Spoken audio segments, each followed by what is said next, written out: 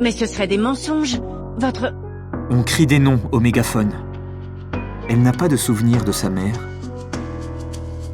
Toute la semaine, Myriam a attendu cette soirée. Violette la grondait, mais au fond, elle ressentait une peur bleue.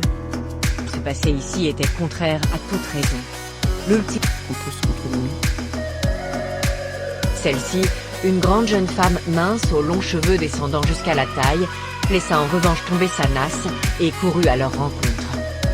Il faut seulement être patient. Ses yeux s'étrécissent. Là, s'est assise contre Louise et Paul a crié « Maintenant !» Parfois en rêve et rebrousse chemin. Et on commence. Mais son classement dépendait toujours beaucoup de sa forme du moment.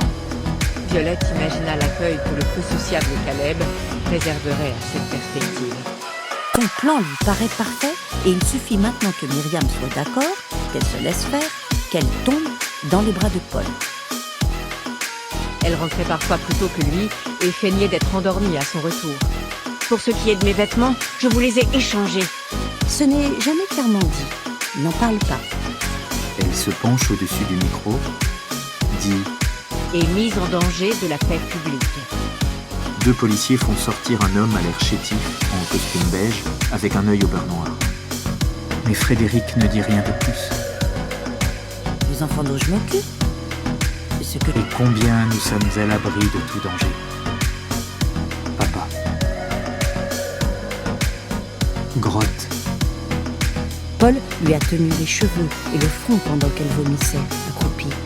La boulangerie de Madame Rudel, rue Robert-Surcouf. Matariki, désemparée, dévisagea Coupé avant de tourner les yeux vers Colline. N'ayant jamais encore connu de femme se peignant les cheveux, elle s'imaginait que seules les comédiennes et les prostituées avaient cette audace. Sous la table, Louise a... Excuse-moi, Heather.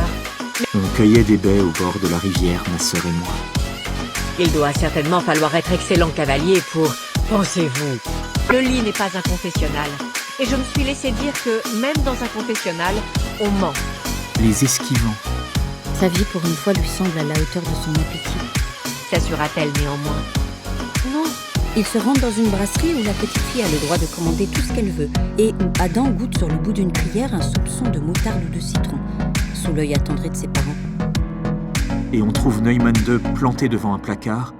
Tant après sa déportation en Australie, Michael Drury était toujours brouillé avec les représentants de l'autorité. Elle raconte ce qu'elle faisait lorsqu'elle n'était pas là, sous ses yeux. Enveloppe plus petite.